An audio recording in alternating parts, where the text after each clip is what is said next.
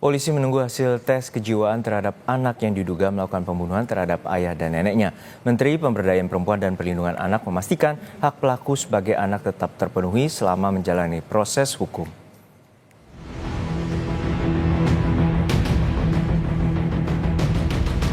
Ya pasti sedih ya saya ya, karena anak baik.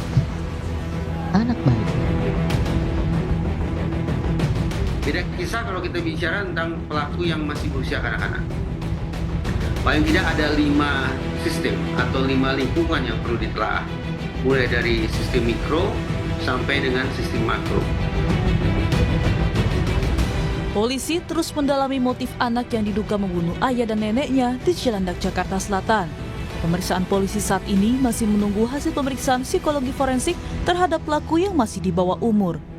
Sementara untuk kondisi ibu pelaku dilaporkan telah membaik dan masih menjalani perawatan di rumah sakit. Namun belum bisa dimintai keterangan terkait kasus ini. Ya sementara masih menunggu hasil psikologi gitu, karena kan ini anaknya jelas pelaku tunggal ya, pelaku tunggal, anak di bawah umur. Untuk mengetahui motif itu memang harus didalami dari segi kejiwaan ya, dari psikologi forensik. Kalau untuk ibunya nanti kita ambil keterangan, cuman kan tidak mungkin gitu loh dengan kondisi yang sekarang. Tapi tanpa keterangan ibunya pun ya kita sudah bisa sampai detik ini menentukan posisi anak ini sebagai apa. Psikolog forensik Reza Indragiri mengatakan perlu ditelaah faktor-faktor yang memunculkan perilaku jahat dalam diri anak, termasuk bagaimana relasi sosial di lingkungan sekolah maupun keluarga. Kondisi mental anak dan kegiatan yang sehari-hari bisa mempengaruhi perilaku anak. Paling tidak ada 5 sistem atau 5 lingkungan yang perlu ditelaah. Mulai dari sistem mikro sampai dengan sistem makro. Pertama, saya mencari tahu ada tidak kemungkinan bahwa anak ini memiliki kondisi mental yang khusus sifatnya. Saya juga mencari tahu tentang fantasi-fantasi kekerasan yang ada pada dia. Bicara fantasi kekerasan, berarti relevan bagi kita untuk mencoba mengidentifikasi apa saja yang dia baca, situs apa saja yang dia kunjungi. Yang ketiga, saya akan mencoba menganalisis tentang pola pengekspresian amarah, mengecek stabilitas dia di lingkungan pendidikan. Juga coba saya cari tahu adalah relasi sosialnya.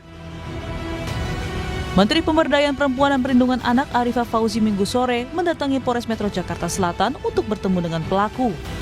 Menteri Arifah mengaku sangat prihatin dengan peristiwa pembunuhan yang terjadi. Pihaknya akan memberikan pendampingan kepada pelaku dan memastikan hak pelaku sebagai anak tetap terpenuhi selama menjalani proses hukum. Ya pasti sedih ya saya ya, karena anak baik. Anak baik.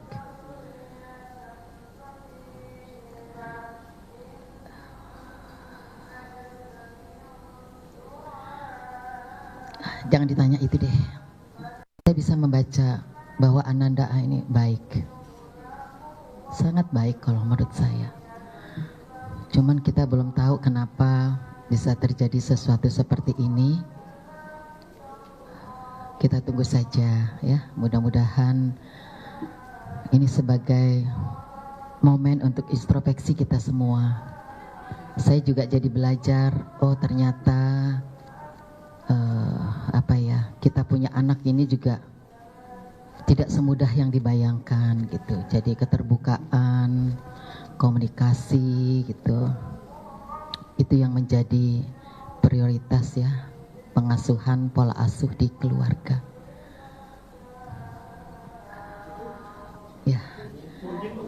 Ya, saya agak berat menyampaikannya. Ya gitu aja, makasih ya. Minggu siang, tim Inafis Polres Jakarta Selatan mendatangi rumah tempat kejadian perkara kasus anak bunuh ayah dan nenek di Cilandak, Jakarta Selatan.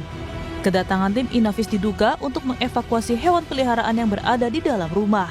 Setibanya di TKP, tim Inafis langsung memasuki rumah lokasi pembunuhan di Cilandak, Jakarta Selatan.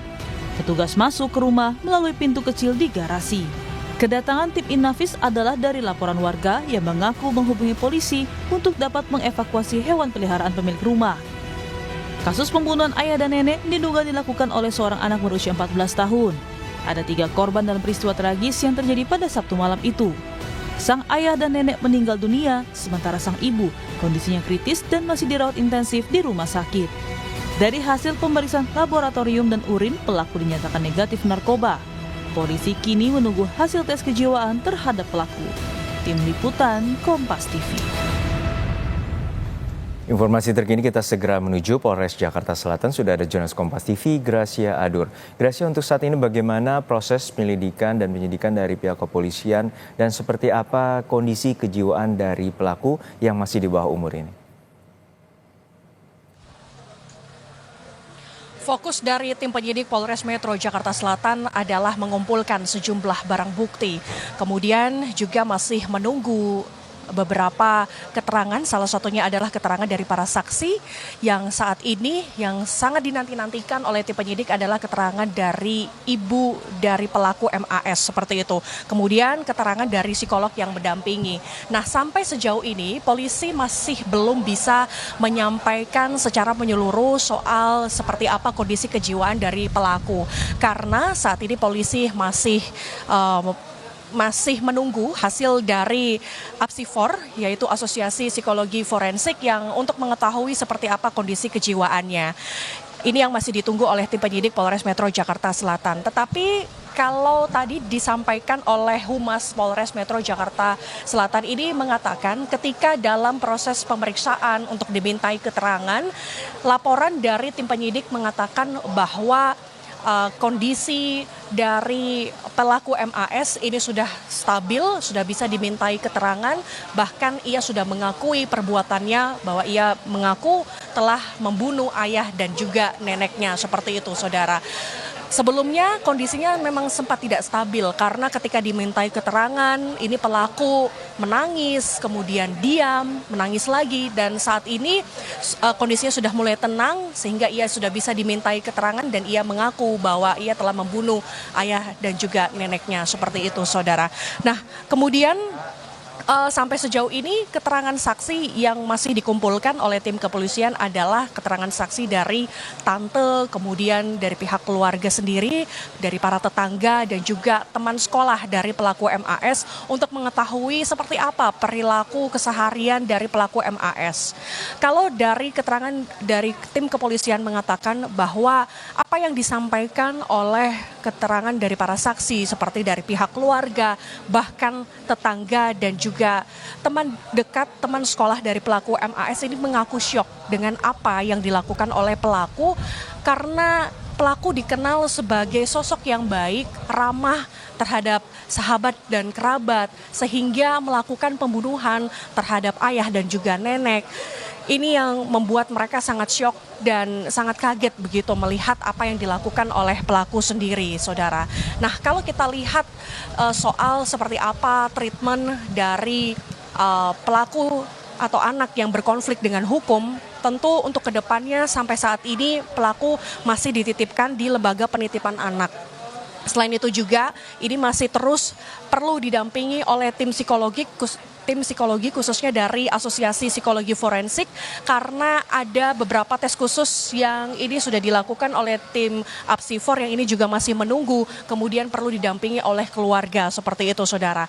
Nah, kemarin Menteri Pemberdayaan Perempuan dan Perlindungan Anak ini sudah mendatangi langsung Polres Metro Jakarta Selatan menemui pelaku dan ia berkomentar menanggapinya bahwa melihat sendiri kondisi dari pelaku bahwa ini memiliki sosok yang baik. Tetapi tetap kembali lagi ini tetap kita harus menunggu seperti apa hasil dari kondisi kejiwaan ataupun apakah ditemukan adanya gangguan mental yang dialami oleh pelaku. Ini yang masih ditunggu oleh tim Apsifor dari Asosiasi Psikologi Forensik, Juno. Ya, Gracia, untuk saat ini bagaimana juga dengan kondisi dari ibu pelaku dan bagaimana dengan kondisi luka-lukanya dan bagaimana perawatannya dan apakah sudah bisa dimintai keterangan oleh pihak kepolisian? Dari yang disampaikan oleh tim penyidik, saat ini kondisi ibu masih dirawat secara intensif di Rumah Sakit Fatmawati, Jakarta Selatan. Kemudian juga baru selesai juga menyelesaikan proses operasi dan saat ini masih dirawat di ruang ICU. Sebetulnya dari kondisi ibu ini sudah sadar, tetapi masih belum bisa dimintai keterangan oleh kepolisian karena harus menunggu pulih secara total baik secara fisik dan juga mental dari ibunya sendiri, saudara. Nah, kalaupun nanti ini sudah selesai, kondisinya sudah mulai membaik, baru polisi kemudian akan berani untuk melakukan untuk meminta keterangan dari ibu dari pelaku sendiri, saudara. Nah, sampai sejauh ini luka yang diterima atau yang dialami oleh ibu si pelaku ini mengalami luka yang cukup berat karena mengalami luka di bagian punggung dan juga luka di bagian leher seperti itu, sehingga diperlukan perawatan yang sangat intensif, sehingga ini yang menyebabkan polisi harus benar-benar menunggu kondisi dari ibu pelaku sangat pulih dari trauma dan juga pulih dari sakit secara fisik seperti itu, Juno. Baik, terima kasih atas laporan lengkap Anda, jurnalis Kompas TV Gracia Adur dari Mapolres Jakarta Selatan.